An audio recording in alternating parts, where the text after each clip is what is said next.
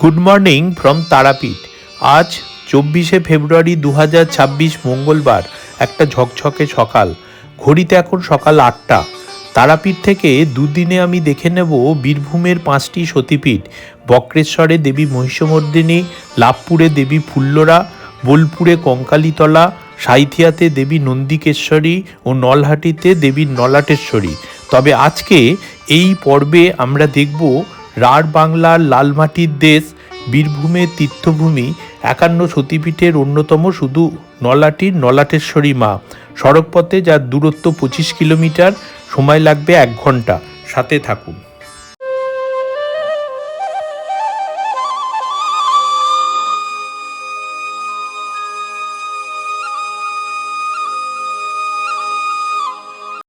আমরা এখন এসে গেছি নলাটেশ্বরী সতীপীঠ। দূরে রাজমহল পাহাড়ের একাংশে পশ্চিম দিকে নলাটেশ্বরী পাহাড়, পাহাড়ের ঢালে একধারে দেবী নলাটেশ্বরীর মন্দির। প্রায় 500 বছর আগে শরণাথ শর্মা বা রামশরণ দেব শর্মা নামক সাধক স্বপ্নে দেবীর দেখা পান। দেবী তাকে স্বপ্নে বলেন, বিষ্ণুচক্রে খণ্ডিত দেবীর অঙ্গ পড়ে এই স্থান পীঠভূমি হয়ে রয়েছে। শিলারূপী দেবী অঙ্গে আমি নলাটেশ্বরী রূপে বিরাজিতা। শরণাথের দ্বারাই সারা দেশে দেবীর মাহাত্ম্য প্রচারিত হয়। নাটোরের ভক্তিময়ী রানী ভবানী এই মন্দিরের সূচনা করেন। পরবর্তীকালে নন্দীপুরের রাজা রণেন্দ্র নারায়ণ মন্দিরের রক্ষণাবেক্ষণের দায়িত্ব নেন। কথিত আছে যে সতীর গলার নলি বা কণ্ঠনালী এখানে পড়ায় এর নাম হয় নলহাটি, যা পরে নলাটেশ্বরী নামে পরিচিতি পায়। ওই দূরে গেরুয়া রঙের গণেশ মন্দিরের পাশে সাদা রঙের নলাটেশ্বরী মায়ের মন্দিরের চূড়ো, আর এই ডান দিকে মহাদেবের মন্দিরের সাদা রঙের চূড়ো। এই দুটো শিবরাত্রির দিন হলুদ সুতো দিয়ে বাঁধা হয়। মন্দিরটি একদম ছিমছাম সুদৃশ্য আটচালা মন্দির। মন্দিরের সামনে এই ধরনের বড় তোরণ রয়েছে, যেটি দিয়ে প্রবেশ করলে রয়েছে প্রকাণ্ড নাট মন্দির। বর্তমানে নন্দীপুরের দেবোত্তর ট্রাস্ট থেকে মন্দির পরিচালনা করা হয়ে থাকে। মা নলাটেশ্বরী নিত্য অন্নভোগ হয়। মন্দির রাত 8টা অবধি খোলা থাকে। বিশেষ তিথিতে সারা রাত ও নিশি অমাবস্যায় মায়ের মন্দিরে হোমযজ্ঞ করা হয়। স্থানটি রামায়ণ কাহিনীর সাথেও যুক্ত। টিলাতে সীতার চুল আজরানোর দাগ আছে ও কড়ি খেলার গর্ত আছে। এটা হলো হাড়িকাঠ, এখানে বলি দেওয়া হয়। আর এই নাট মন্দির থেকে সোজা সিঁড়ি উঠে গেছে মেন মন্দিরের দিকে। আমরা এবারে যাব।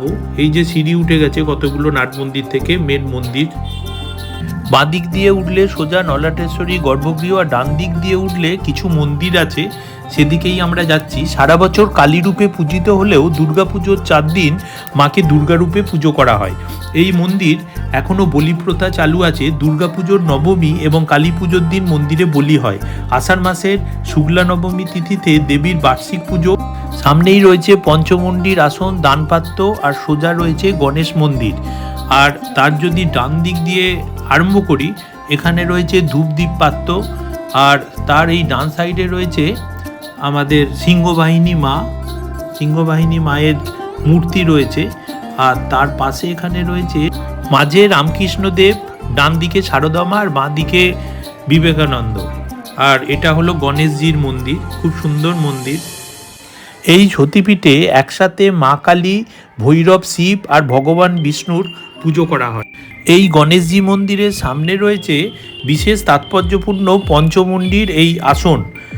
বশিষ্ঠ মুনি, রামশরণ দেব শর্মা, কুশলানন্দ আদি মুনি, এই সন্ন্যাসীরা এখানে এসে সাধনা করে সিদ্ধিলাভ করেছেন। বর্গী সর্দার ভাস্কর পণ্ডিত এখানে পুজো দিতে আসতেন।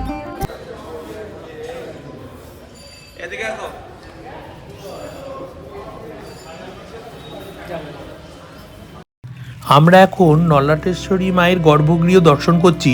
মন্দিরের গর্ভতলে খোদাই করা দেবীর পাশার মূর্তি। মা এখানে ত্রিনয়নী। মায়ের জিভটি সোনার। মায়ের মুখমণ্ডলের নিচে মায়ের কণ্ঠনালী রয়েছে বলে বিশ্বাস করা হয়, যেখানে ভক্তরা জল ঢালেন। এবং অবাক করা বিষয় হলো, যত জলই ঢালা হোক না কেন তা কখনো উপচে পড়ে না এবং জল পান করার মতো শব্দ শোনা যায়। প্রত্যেক দিন মাকে স্নান করিয়ে মঙ্গলারতি করার আগে মায়ের প্রস্তরীভূত অঙ্গ ভক্তদের দর্শনের ব্যবস্থা থাকে। মন্দিরের গর্ভগৃহে সতীর কণ্ঠনালীর ওপরে নির্মিত বেদিতেই পুজো করা হয়।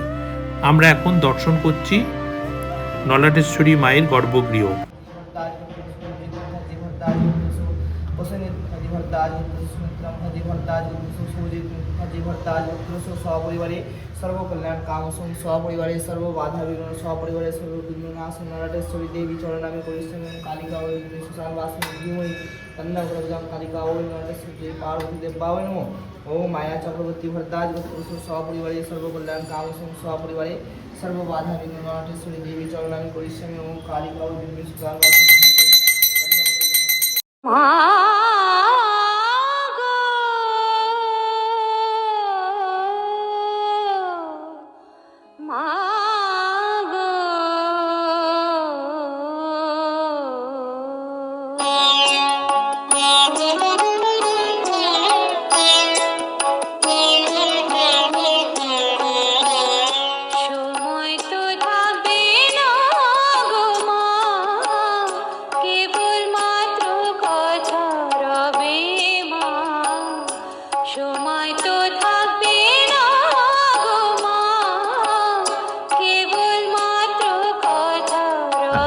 নলাটেশ্বরী। হ্যাঁ, এটা 51 ফিটের একটা সতীপীঠ। এখানে মায়ের গলার কণ্ঠনালী পড়েছে। আচ্ছা। হ্যাঁ, মায়ের ওই যে জীব দেখতে পাচ্ছেন ওটা জীবের নিচে শিলারূপে ঢাকা আছে এখন। আচ্ছা। ভোরবেলায় স্নান করানো হয়, তখন দর্শন করানো হয়। আচ্ছা। এখানে সতী মায়ের কণ্ঠনালী পড়েছে। আচ্ছা। তাই নল থেকে টাউনশিপের নাম হয়েছে নলহাটি। আচ্ছা। এখানে সকালে মায়ের স্নান পুজো হয় হ্যাঁ। ভোর 5টার সময়। আচ্ছা। তারপরে মায়ের মঙ্গল আরতি হয় 5:30 পৌনে 6টে। তারপরে মায়ের নিত্য পুজো হয়। তারপরে দুপুরে মায়ের অন্নের ভোগ হয় বেলা 1টার সময় করে। আচ্ছা। তারপর সন্ধ্যা আরতি হয় রাত্রি 7:30টার সময়। তারপরে আরতির পর মায়ের মন্দির বন্ধ হয়ে যায়। আচ্ছা। ওই 8টা 8:30 নাগাদ। 8টা 8:30। আর এমনি উৎসব কি আছে মানে যে হ্যাঁ বাৎসরিক পুজো হচ্ছে দুর্গা পুজো। আচ্ছা। আমাদের এখানে বাৎসরিক দুর্গা পুজোতে মায়ের যে পুজো হয় 4 দিন পঞ্জিকা মতে মায়ের যে পুজো সব জায়গায় অনুষ্ঠান যেভাবে হয় হ্যাঁ সেখানে মায়ের এখানে আমাদের ওই রকমভাবে পুজো হয়। আচ্ছা। আর এমনি থাকার কোনো এখানে মানে জায়গা আছে কিছু? থাকার গেস্ট হাউস আছে মন্দির কমিটির। আচ্ছা, তো ফোন নাম্বার কি আছে সেটা? ফোন নাম্বার আপনার রুমের যদি ভাড়ার জন্য লজের জন্য বুক করেন তো কমিটির সঙ্গে যোগাযোগ করতে হবে। আপনার কি নাম আছে? আমার নাম হচ্ছে সাধন পান্ডা। সাধন পান্ডা, তাই তো? আপনার একটু নাম্বারটা বলুন, কলকাতা থেকে যদি কেউ আসে যোগাযোগ করবে। আমার নাম্বার হচ্ছে 97 আচ্ছা 34 আচ্ছা 20 আচ্ছা 70 আচ্ছা 21। আচ্ছা 21। এই আচ্ছা নম্বরে ফোন করলে মায়ের পুজো পাঠ দেওয়ার যদি ভক্তদের ইচ্ছা থাকে হ্যাঁ যোগাযোগ করলে আমরা মায়ের অনলাইনে পুজো টুজো দেওয়ার ব্যবস্থা করে দেব। আচ্ছা, অনলাইনেরও সব ব্যবস্থা আছে? ব্যবস্থা আছে। আচ্ছা। ভিডিও কল করেও মাকে দর্শন করানো হয়। বাহ বাহ। কেউ ভক্ত যদি আসতে না পারে বাহ বাহ। অসুস্থ থাকলে তাকেও দর্শন করিয়ে দিতে পারবো। বাহ। হ্যাঁ, এখানে ভক্তরা যাতে সুস্থ থাকে তার জন্য মাকে অবশ্যই জানাবো। একদম একদম। তারপর পরিবার যাতে ভালো থাকে, আচ্ছা তার ছেলে মেয়ে সংসার মঙ্গল উন্নতি কামনার্থে মাকে অবশ্যই জানাবো। আচ্ছা আচ্ছা। আশা আর কেউ যদি দর্শনে আসে তা আগে জানালে আমরা সব ব্যবস্থা করে দিই, থাকা মায়ের ভোগের সব কিছু ব্যবস্থা আমরা এখানে করে দেবো। মানে আগে থেকে একটু যোগাযোগ করে নিলেই হবে? যোগাযোগ করবে, 1 সপ্তাহ আগে যোগাযোগ করলেই হয়ে যাবে। আচ্ছা আচ্ছা, ঠিক আছে ঠিক আছে ভাই, থ্যাংক ইউ। আচ্ছা। সবাই যারা আসবে এরকমভাবে যোগাযোগ করে আসবে। হ্যাঁ। ঠিক আছে। নলাটেশ্বরী মায়ের গর্ভগৃহের ঠিক বাইরের দালানটা দশ মহাবিদ্যা দিয়ে অলঙ্কিত। দশ মহাবিদ্যা হল সনাতন ধর্মে দেবী দুর্গা বা আদ্যাশক্তির 10টি বিশেষ তান্ত্রিক রূপ, যা মূলত জ্ঞান ও শক্তির প্রতীক। এই 10টি রূপ হল কালী, তারা, ষোড়শী, ভুবনেশ্বরী, ভৈরবী, ছিন্নমস্তা, ধূমাবতী, বগলামুখী, মাতঙ্গী ও কমলাত্মিকা বা দেবী লক্ষ্মী। এবং তান্ত্রিক মতে দেবী সতী শিবকে নিজের এই 10টি ভয়ঙ্কর ও সুন্দর রূপ দর্শন করিয়েছিলেন। খুব সুন্দরভাবে অলঙ্কিত বাইরের গর্ভগৃহের অংশে, গর্ভগৃহের বাইরের দিকটাতে খুব সুন্দরভাবে অলঙ্কিত, আর সমস্ত রূপগুলো দেখতে পাওয়া যাচ্ছে। আর এখানে গণেশজির মূর্তি রয়েছে, ওপরে মহাদেব।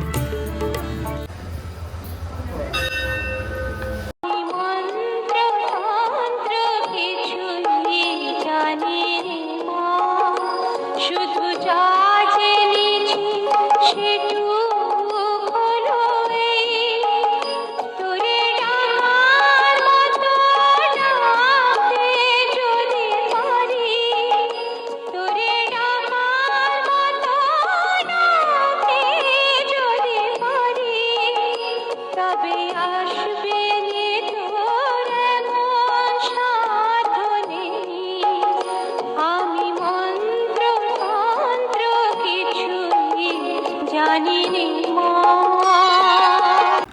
মন্দিরে পুজো দেওয়া হয়ে গেছে, এবার চারপাশটা একটু প্রদক্ষিণ করছি, ঘুরে দেখছি, তারপরে যাব মহাদেবের মন্দির।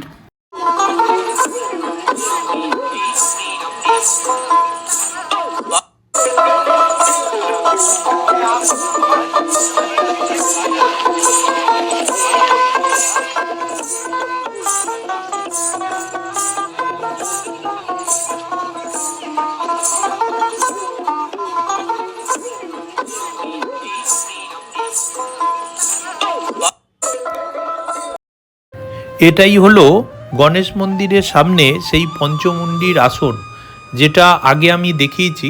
এখানে কত সাধক সাধনা করে গেছেন এই সতীপীঠে এসে, সেই পবিত্র জায়গা এটা। গণেশ মন্দিরের যে ওপরের দেওয়াল রয়েছে প্রাচীরগাত্র, সেখানে টেরাকোটার খুব সুন্দর এরকম কাজ রয়েছে, খুব নিপুণ কাজ।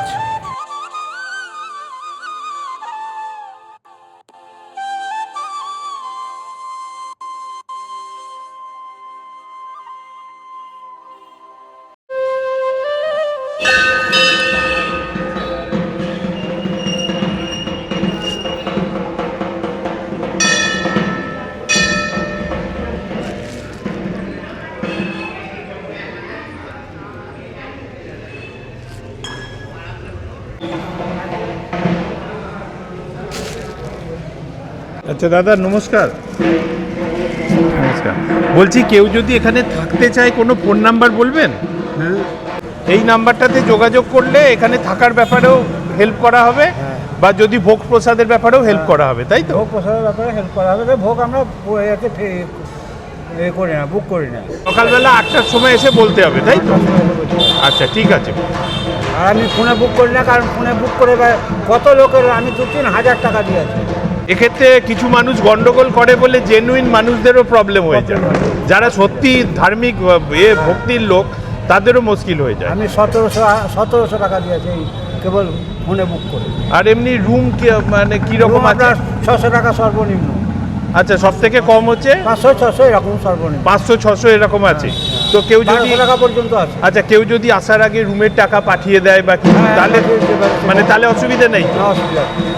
আচ্ছা, ঠিক আছে। ফোনে আর রুমের টাকা নেওয়া যাবে, কিন্তু ভোগের টাকা নেওয়া যাবে। আচ্ছা, রুমের টাকা নেওয়া যাবে, তাই তো? রুমের টাকা নেওয়া যাবে আগে 1 মাস আগে, 15 দিন আগে। আচ্ছা, আমাকে যে নাম্বারটা বললেন এই নাম্বারেই 93 লেখেন, না- 9382 হ্যাঁ 40 হ্যাঁ 44 হ্যাঁ 76। 76 এই এটা নাম্বারটা ম্যানেজারের হচ্ছে নাম্বার। ম্যানেজারের নাম্বার। হ্যাঁ। এই নাম্বারে যোগাযোগ করলেই হয়ে যাবে, তাই তো? হ্যাঁ। আচ্ছা, এইটা হলো কার পার্কিং এরিয়া। এইখানে সব পুজোর উপকরণও পাওয়া যায়। সম্রাটের অটো করে দুদিন ঘুরবো আমরা, আগে থেকেই যোগাযোগ করে এসেছি কলকাতা থেকে। আজকে তো এইখানে এলাম নলাটেশ্বরী প্রথমে, তারপরে বক্রেশ্বর শৈব মন্দির, আর ওইদিকে সতীপীঠ, ওখানে যাবো মহিষমর্দিনী, আর তারপরে মল্লারপুরের শিব হয়ে তারপরে যাব আবার কালকে বাদ বাকি 3টে দেখে নেবো। এইরকম সব ঠিক আছে। আর বলছি, তোমার ফোন নাম্বারটা একটু বলো সম্রাট।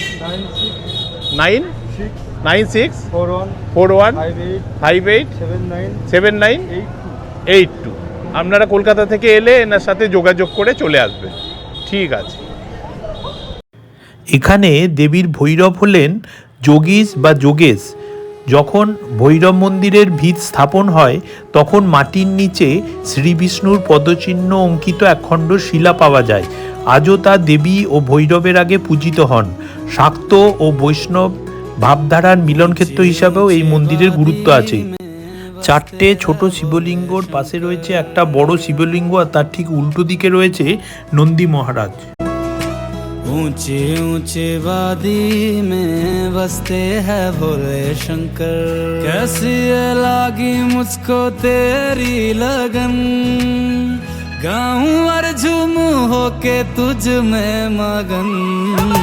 ऊंची ऊंची वादी में बसते हैं भोले शंकर, ऊंची ऊंची वादी में बसते हैं भोले शंकर, भोले भोले शंकर, भोले भोले भोले भोले शंकर भोले।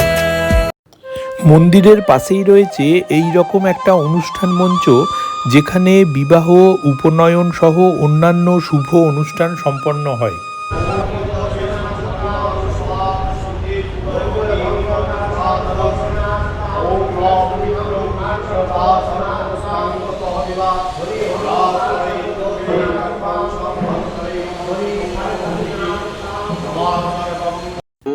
আজকের পর্বটি অনেক বড় না করে এখানেই শেষ করলাম। পরের পর্বে থাকবে বক্রেশ্বর মহাদেবের মন্দির ও সতীপীঠ মহিষমর্দিনী। সকলে ভালো থাকবেন, দেখতে থাকুন, সাথে থাকুন আমার পরবর্তী পর্বে।